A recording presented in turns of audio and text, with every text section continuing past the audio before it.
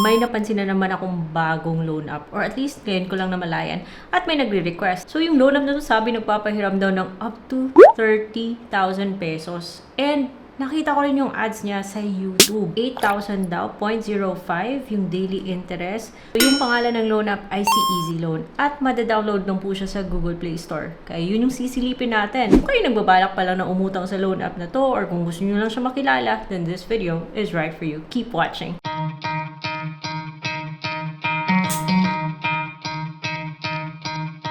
Hello everyone! Welcome back to my channel. It's Ate Red here, the original Utang Queen. And I'm back with another online loan platform review. Reminder lang po na sa channel na to, review lang po. Wala tayong pinopromote na loan apps. Gusto ko lang kayong bigyan ng heads up sa iba't ibang loan apps na naglilipa na online. So kung hindi pa kayo subscribe sa channel, subscribe na kayo kasi ito yung mga topics natin.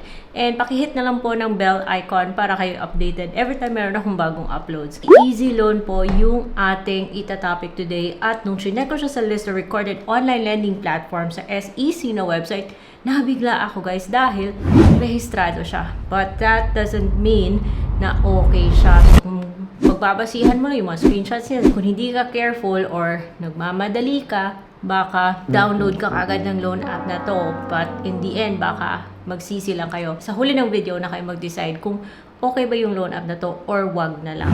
Sa Google Play Store lang siya, wala siya sa iOS. And sabi dito, simple process, easy to operate, approved in minutes, up to 30,000 pesos daw. Long-term payments, at dito pa lang guys, halatang halata na parang mukha na siyang familiar. Bakit may express, may instant yung ganun? O parang para sa akin fake na yan. Pero para sa inyo, nagpatuloy pa rin ako guys.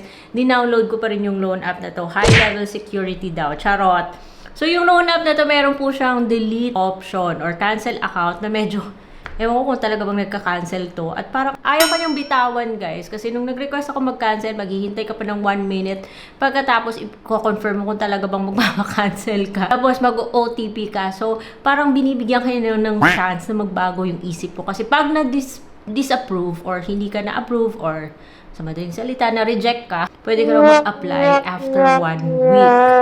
O, ayan, mga best. O, ang dami ko pong parang na-sense na parang nagduda na talaga ako sa loan app na to guys. Pero dahil marami sa inyo yung interesado kung ano ba yung meron sa loan app na to, pinapatuloy ko pa rin. And take note na yung loan app na to ay hihingi po ng Facebook link. Medyo sigurista din siya kasi bank tsaka Gcash lang yung pwede mong padalhaan. Pag Gcash yung pinili mo, magsisend po siya ng OTP. Parang sigurado ka ba yun yung Gcash na padadalhan mo?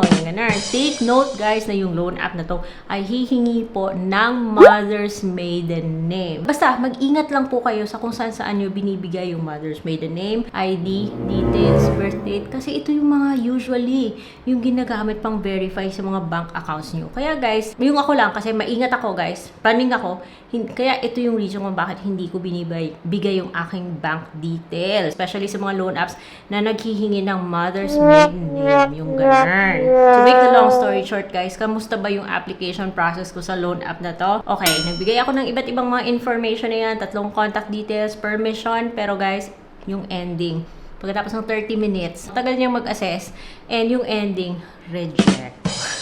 Ninirecho ko na kayo ha. Oo, sabihin natin, registered siya, pero bakit? Bakit hihingi pa siya ng Facebook link? Hindi lahat ng loan apps na registered or andun sa lista ni SEC is okay para sa inyo. Kailangan nyo pa rin aralin kung okay ba talaga, kung totoo ba okay lang o kaya baka hindi pala. Kasi tulad nito, hingi siya ng Facebook link. Bakit sila hingi ng Facebook link sa dami-dami ng permissions na hihingi niya sa cellphone mo? And then hihingi siya ng mother's maiden name, Viber, and even if hindi siya naghihingi ng payslip, which is supposedly convenient para sa atin, pero kinakabahan ako sa loan app na to. Tapos guys, eto pa ha, I want to think of this as a first impression lang, as a review. Kasi ayoko nang balikan yung loan app na to. Kasi na-reject ako, sabi niya balikan ko lang siya after 7 days. Wag na. Andun sa comment section sa Google Play na nagsasabi na pinag-apply ka niya sa 30,000 pesos. Akalain mo guys ha, isasubmit ko niya sa 30,000 pesos at ito lang daw yung ikakaltas. Yung matatanggap mo is 28 something.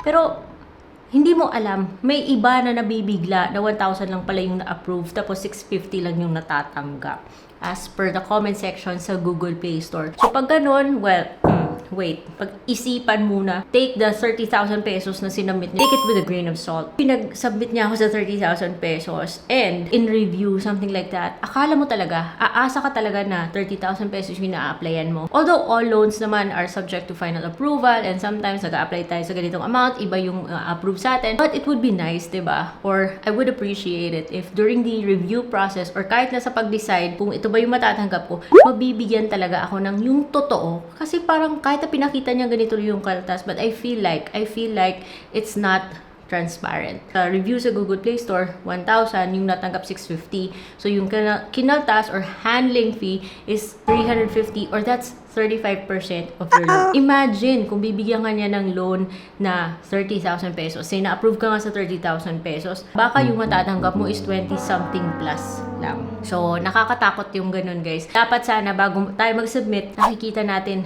lahat. Hindi pa bago-bago yung computation. Yung talaga, kung ano yung pinakita na, yun yung dapat. Nakakatakot, guys. Medyo kinabahan ako at buti na lang at hindi po ako na-approve. Hindi ko nababalikan yung loan up na to after 7 days dahil wala lang, fishy lang siya para sa akin. Pero kung ayaw pa rin maniwala, makahanap niyo siya sa SEC na website, ano? Pa-example pa siya, which looks too good to be true. So kung wala kang heads up, akala mo yun talaga. Pero parang opposite yung sinasabi ng mga tao na nag-review sa kanya. No wonder this loan app only has 3+ stars at ang dami pong hindi convinced na okay yung loan app na to. If you just check the reviews on Google Play Store. But anyway, so di-download ko siya at humingi po siya ng iba't ibang mga permissions like images, camera, SMS location, and phone status. O diba, sa dami ng kanyang hinihinging items, bakit pa siya hihingi ng Facebook, diba? And meron pa siyang privacy policy na sabi niya before. Wow, grabe. Naka-red talaga. Before proceeding, please read this privacy policy. If you have concerns or do not agree with our policy, please do not provide us any personal information and stop using our application. Honestly, who reads that? I mean, bihira lang yung may talagang magbabasa nito. Kaya meron tayong mga ganito, guys, yung mga reviews. Ako na yung magpo-point out ng mga things na dapat aware kayo. So, pagkatapos siyang bigyan ng information, kitang-kita dun sa kanyang main page or sa kanyang front page na mayroon express, mayroong instant, ano ba to? Yung registered is si Easy Loan lang. Bakit may mga flexi, may mga boost, yung mga ganon. Mag-OTP ka, sasabay mo na yung password. Which, by the way, tinanggap niya yung 111111. I don't feel secure kapag ganun yung loan app, guys. Yung lahat na may asterisk, kailangan mo yan i-fill out, guys. At hingi po siya ng 3 contact reference. So, front ng ID, pipicturean mo yan. And, magsi-selfie ka na hawak-hawak yung ID mo. Ilalagay mo yung ID number, last name, first name, and your middle name. And yung mga IDs lang tinatanggap niya is 5. Ito lang po. Cashback lang yung pagpipilian. O, charot. So, tagal nang hinintay ko, guys. 3 minutes, reject. Ito lang yung papakita niya, ha. Imagine, parang